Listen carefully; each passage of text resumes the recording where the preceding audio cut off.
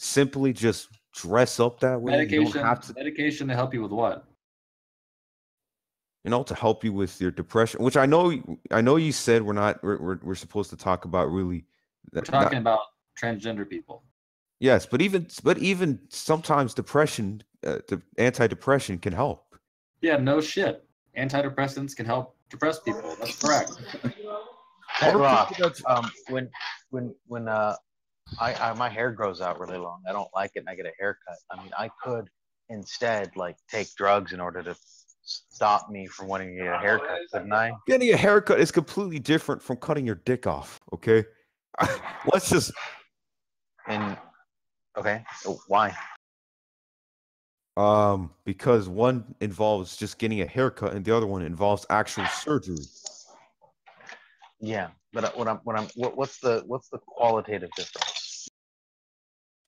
One of them will actually turn you into a woman, and the other one will just make your hair less long. Okay, so like, but that's not a qualitative difference. Yeah. Why would they take medication rather than getting surgery? Because sometimes it could help, but there's other solutions as well. Maybe pause. Right. One is treating this. One is treating the symptom. Right. Okay. One's addressing the dysphoria that they feel. Right. Right. You can imagine a situation where the antidepressants do whatever the antidepressants do, and they still feel that their gender doesn't match their biological sex. Right. Okay. So there's other solutions. Hold on a second. Even in the case of taking antidepressants, they still have this conflict where they feel like their gender doesn't match their biology, right? So at that point, let's just imagine they're all on antidepressants, which many of them are, by the way. Now, what's the reason? What should we do now? Why wouldn't they just get surgery? Because they could just simply wear clothes. Like they could just wear feminine. So wearing clothes doesn't rectify a situation between your gender and your biology. Really? Well, do you think wearing a dress gives you different biology? No. Okay, it doesn't change anything about your actual body, right? Not exactly. No. Not at all, right? So that's the problem they're trying to solve. So how would do you think that heavy people feel better about their bodies when they wear baggier clothes? Well, maybe because in some way they just feel like maybe they should just wear feminine clothes. Look, Pet Rock, why would they not get the surgery?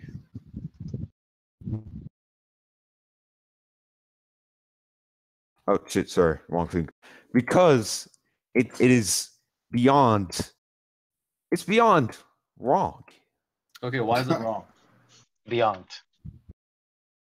Why is it wrong? Yeah. Really? Why is it wrong? Yeah. Buddy. Hurry up. They're literally turning themselves into metal. Yeah, hurry the fuck up. Hold on, I'm gonna help you out here, Pet Rock. Pretend like Justin is 5. Explain to a 5-year-old why that would be wrong. Because you're practically changing your entire body. Okay, why is that wrong? It's wrong because it goes against everything we have done so far as humans. What does it go against? It goes against reality. How does it go against reality? So those losing weight. Well, doesn't changing your body become new reality once the body's changed? How's it going against? If you wanted to be a stickler, you could just say that it goes against previous reality of your body, but that's not even relevant. His response is even irrelevant. Yeah, it goes against reality when we carve Mount Rushmore. Like, so what? Yeah. He doesn't really have any arguments. Naturalistic fallacy. Yeah, he doesn't have any arguments. I mean, look, Pet Rock, I think you're gonna have to really come down to recognize that you just don't like it, and that is your disgust with it. You just don't like it. Can someone flush this turd? He's already named Pet Rock. Can we name him? Can we name him Pet Rock and Turd? I refuse to be named that. All right, now can we? They're going to take that as a challenge. Yeah, he's refused to be named Pet Rock and Turd. Pet Rock, Would you mind jumping down to the Octa room for no reason? Bacon. What? There we go. Hey, look at your name now. God damn it. What's the This has been a tough day, man. All right. is I had a long day. Yeah, then this isn't the place, dude. This is not where you come to relax. well, it is if you're just absolutely Definition's silent. backward. Look at your name. Realize that. Look at your fucking name. What is his name now? Pet Where is turd. Turd? Pet No, turd. he disappeared. Pet turd. You're Turd. cool and turd? Hey, Justin, Rock- do you have a minute or do you have to Pet go? rock and turd. Justin, you there? Yeah. Do you have a second or are you about to go? I'm brain dead. Well, this won't be too complex for you. I was talking to Michael the other day, and he asked me, he said, so about 6 months to a year out of Christian theism, he said, where you at on morality? And I told him, I said, I'm pretty much where I was at before.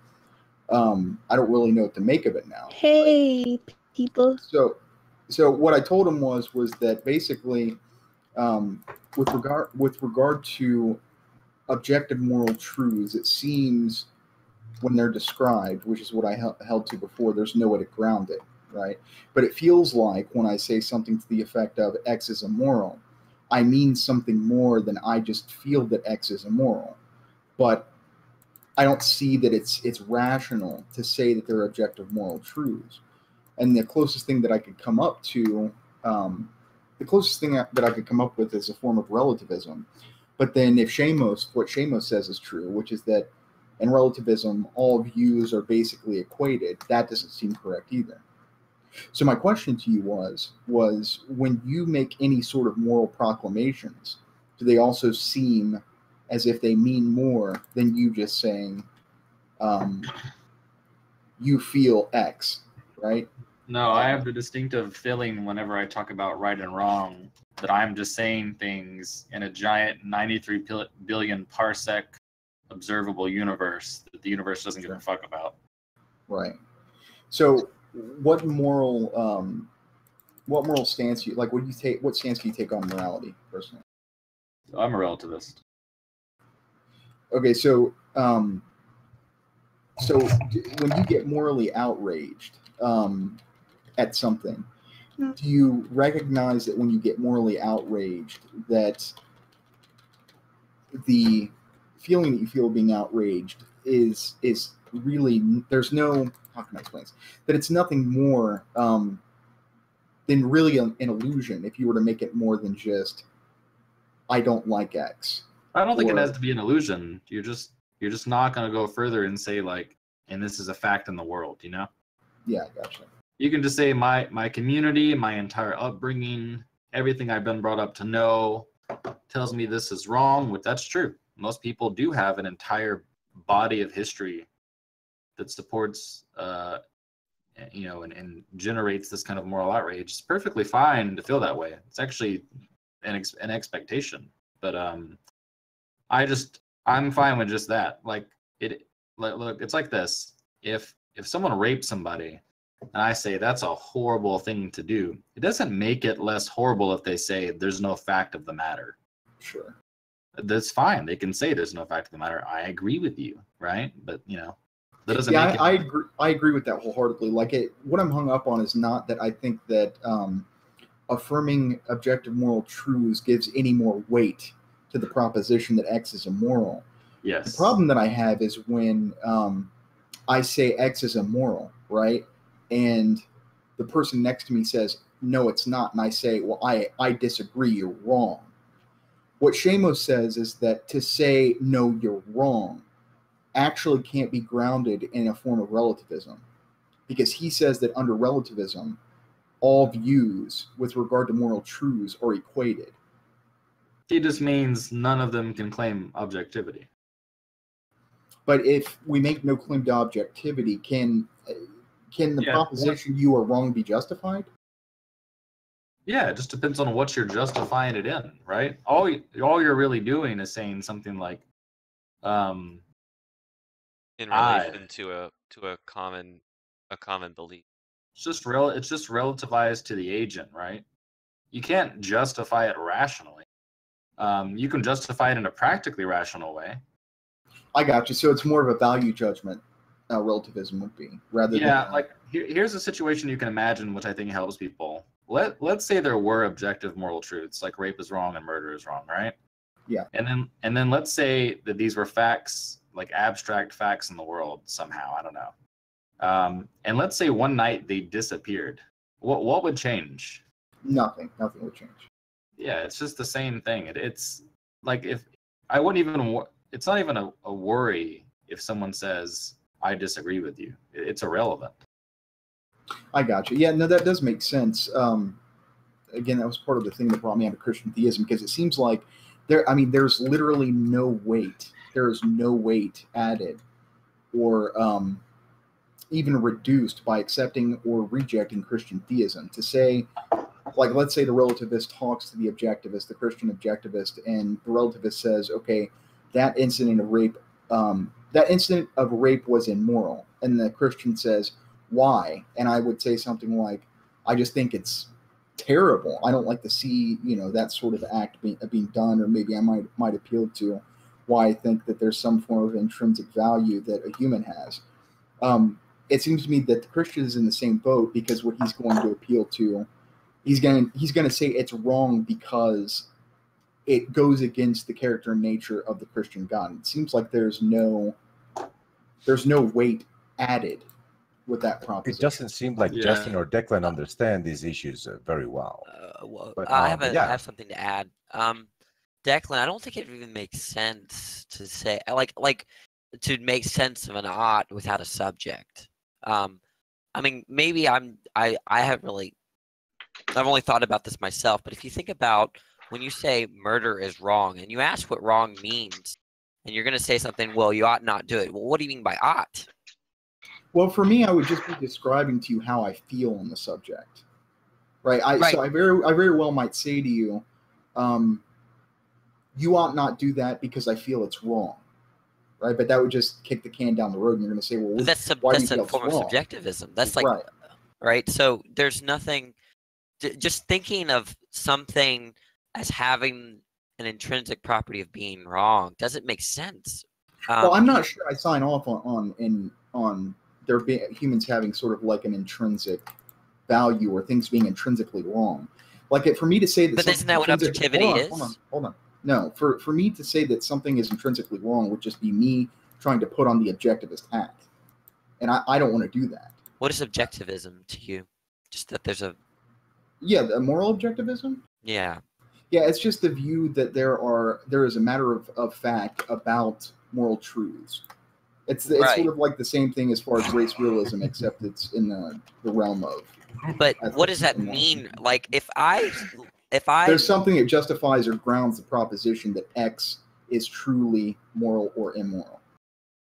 I don't see how that can be grounded at all. It's nonsense. It can't. That's why I'm a relativist. Right. Unless there's a subject, right? And I'm a relativist too, but I think that I've kind of, there can be a fact of the matter as to, well, it just depends on how you define the good. But if you define the good as, let's just say Declan's attitude towards a particular action or event, then there is a fact of the matter as to how the event is viewed, right? Yeah, but at that point, you're not referring really to the proposition of X being moral or immoral. What you would say is that there's a fact of the matter about the state of affairs that we're referring to. I'm sorry. What do you mean by immoral? But like you said, but like you said, if morality is just a synonym for what you ought to do, right? And then you say something like, well, is there a fact what we ought to do is just what's good to Declan? Okay, then there is a fact of the matter. No, I don't think so. I think you could say that there is a state of affairs about Declan and his views of Proposition X that's a fact of the matter, right? Like it's a fact of the matter that I'm making a proposition about Proposition X, but I wouldn't want to say that I think it's a fact of the matter that Proposition X is immoral, external to Declan. but it's kind of like a semantic word game at this point, right? It is. I Right. agree with you. Yes. Okay, like, that was, I think that was. Well, I that think was- the no one view called that me out on the tautology, but that's fine. Go ahead. Ted. I think so. My view is, and it's pretty. I think it's the pretty standard atheist view, I guess, that if you have some grounding that you agree with when you're talking about matters like arbitrary grounding, like health and well-being or whatever, minimization of harm and that kind of thing, then it doesn't become any more of your opinion if you say like the Sam Harris thing about drinking battery acid or applying the universalization rule, the concept of rape. If everybody's raped, everybody's suffering, everybody's had. Yeah, I've always seen that as a sort of conflation on Sam Harris's part. So I think what Sam Harris is conflating again are the state of affairs that you're referring to, right? There's a matter of fact about the state of affairs existing, but there's not a matter of fact about the moral proposition about the state of affairs, right? So in other words, what Sam Harris seems to be saying is that it's a matter of fact that if you drink acid, it will burn your Well, lungs. I shouldn't have invoked Sam Harris but so I think the example is fine, but let's forget Sam Harris for a second. But because what I was saying was that if you have a grounding, some arbitrary grounding, that it's morally good to promote well-being and reduce suffering and harm and that kind of thing. But On what a would you whole, ground it in? I mean, as a relativist, what would you ground that in? that is what I'm grounding. What do you? I mean, state it again because I must have missed it. What are you grounding that in? Reduction of harm and maximization of well-being and happiness. But that's not grounding. You're just telling me what you think or what you prefer is the odds, but you're not justifying the odd. All you're saying is that by virtue of the fact that we will reduce harm, that's why X is immoral. I'm right? a foundationalist, so that's going to be my foundation for making moral statements and claims. But I mean, and I'm not trying to be argumentative. I'm just sort of exploring this. So if you say to me in response, my goal is to reduce the lesser harm, in virtue of that fact, my views on morality are grounded.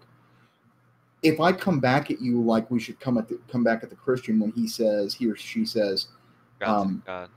Exactly, right, grounded in God, what would your response be? What, that he grounds his view of morality in God, and that I ground my view of morality in this.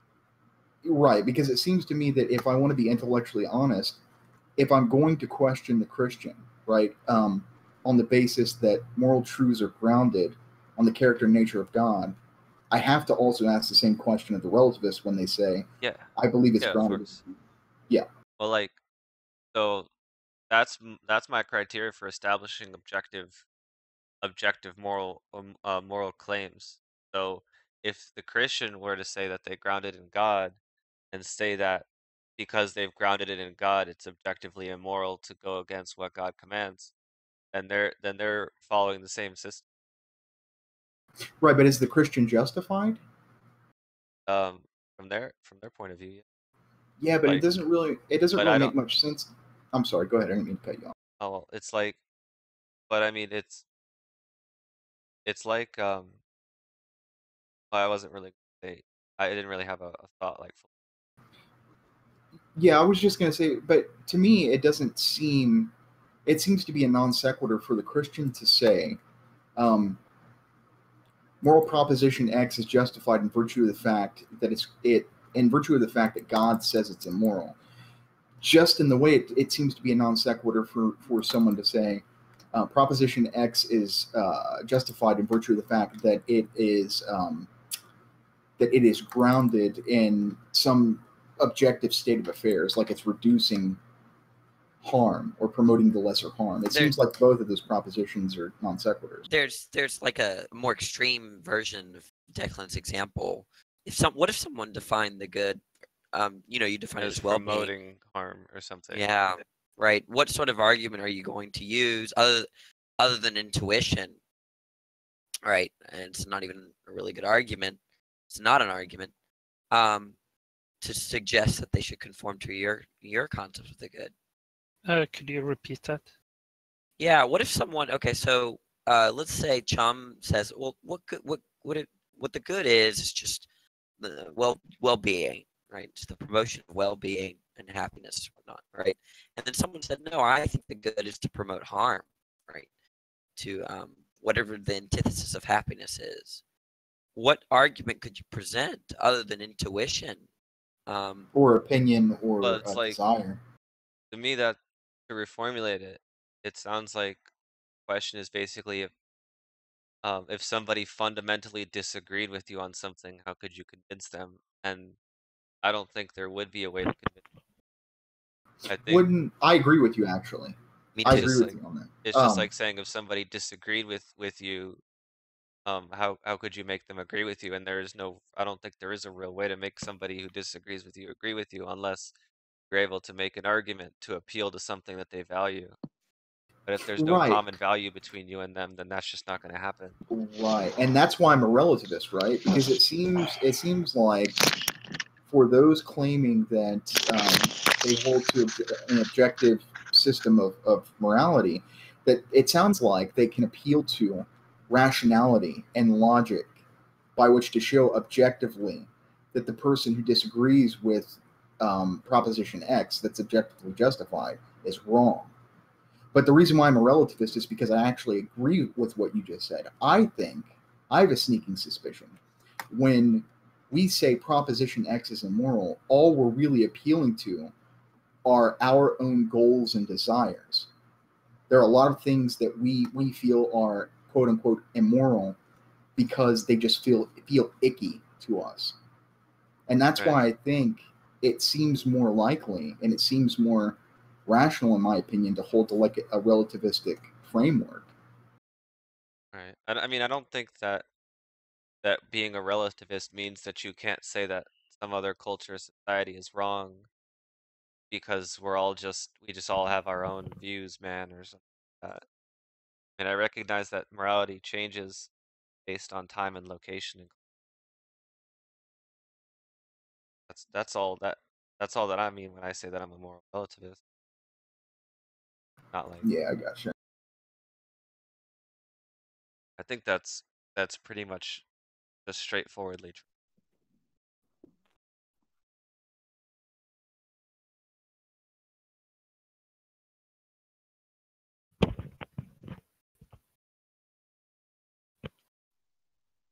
Big Chum, are you a moral realist?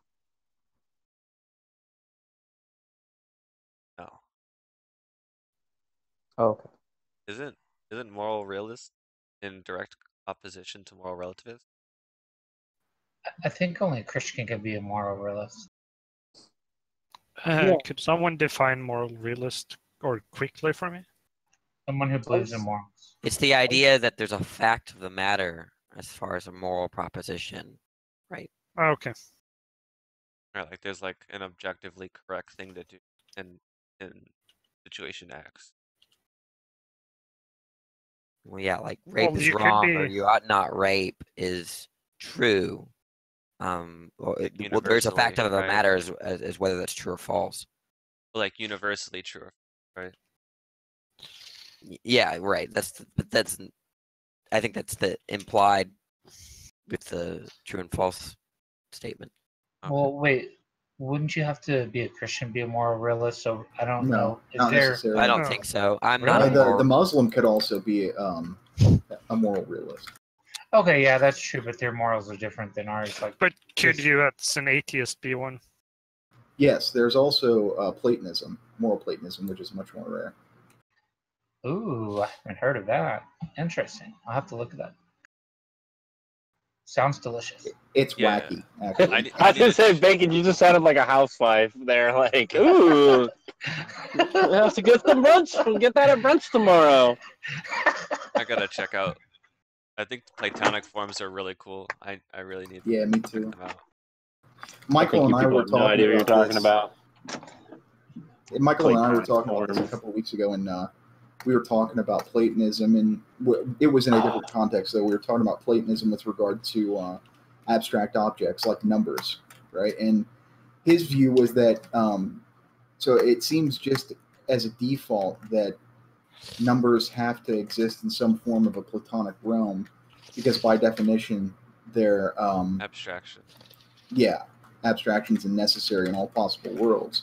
And if you want to say that numbers exist in the mind, then you come up with this really weird problem where you have numbers 1 + 1 not equaling 2 in all possible worlds, especially in worlds in which no minds exist.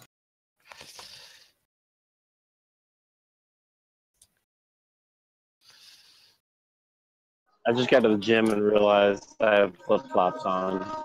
So I I'm think, really... I think that gets into labels and how we apply them. Well, I agree with you. My first intuition was to say that there's an error in the way that we formulate the question with regard to abstract objects, because basically what you're doing is you're injecting your own mind into the thought experiment, right? So you are a cognizer, right? You have a mind. Reification. Yes, you're making propositions about a world in which there are no minds, and you're talking about abstract objects. So if you don't pay attention, it sort of seems like it's the case that in a world in which no minds exist, 2 + 2 = 4 would be necessarily true. But what's happening is that there's a mind making an inference about a world in which no minds exist. I guess it's. I mean, I think the inference is valid though. No, Yeah. I can't, because it's like if everyone was wiped off the face of the earth or something, I don't think that you can get out of saying 2 + 2 = 4 by saying that no one would exist. So it's not, you're breaking the rules by saying Right. that would be true. Well, my one objection, because I kept wanting to play with this idea that they were sort of contingent on minds, was to just say that, well, it seems like the set of 2, right? The concept of 2 really is contingent upon minds, in that all we're describing is a conceptualization of a set of objects arbitrarily. So we see one thing, whatever one is, and then we add 1 and we see 2. So it's just language. Right. The labeling, formula. like how we label the concept of 2.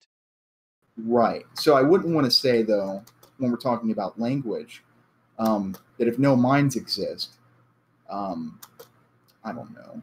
Because it was the rules of language as we're using it, so it's like it would apply to all kinds of systems. Right, exactly. Maybe. So I'm still agnostic about that. I'm not sure.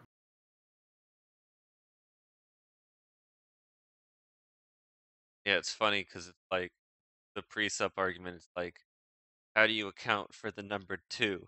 And it's just like something that people don't even think about. Yeah, that's like exactly right. Nobody could answer the question of how do you know that 2 exists? So it seems like such a fucking slam dunk for a lot of those people. They tie your hands behind your back too. They say, you can't account for these, can't account for logic, you can't use logic to account for it. What are we talking about in here? Oh, hey man. How do you account for the number 2? The number 2? Yeah, how do you account for?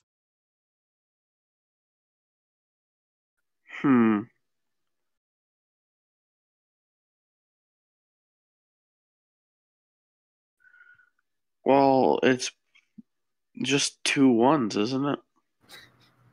How do you account for how do you account for the number 1? It's just an instance of having something there. For instance, first of all, you just account for 2 first. You can't do it by saying there's 2 1s, because that's begging the question, isn't it? But a 1 is just an instance. Right. A 1 is just. And then 2 is just 2 instances. Said there's 2 1s. Well, Again, what if you 2 said instances. Yeah, what if you said 2 1s an would mean instance 2 instances and an additional instance? Well, no, you can't say that. You can't say the number 2, because then you're Yeah, then you're inserting the definition into the definition. That's begging the question, Okay. right? So if it's Then it's one instance and then another instance. there, you go. Now it's not because another. Well, does the concept of another beg the question, or like an Another is additional? not two. What do you mean? Because you have two, and if you have another, that's three. Another is just another instance. It's not necessarily two. It's not related. Yeah. Three would be two instances and then another instance on top of that. Definition. Yeah, that's what we were talking about. Well, that's what it became. Anyway. Why is Gil posting the Syrian pipelines? That's grounded. that looks Why like not? the Washington Memorial. Drone overhead. That's a pretty good ship. No, scroll up in the chat. Oh, I saw this. That's like people are saying that's the real reason for conflict. Oil. Oh Oil shit! estate. 6.9 earthquake shakes Hawaii. Yeah, you're just You hearing want to about know that? something? Yeah, This is after the eruption. Did you hear about the eruption? Yeah, I heard about that. Do you want to know something else about Hawaii? No. They have spam gangs. I'd be keeping my eye on California after that one. It's like the Ring of Fire over there. California's so far away from Hawaii. Yeah, but that Ring of Fire over there, usually when there's a large earthquake like that, it kicks off another earthquake hundreds of miles away. Why do you want to watch California? I say let Los Angeles drown.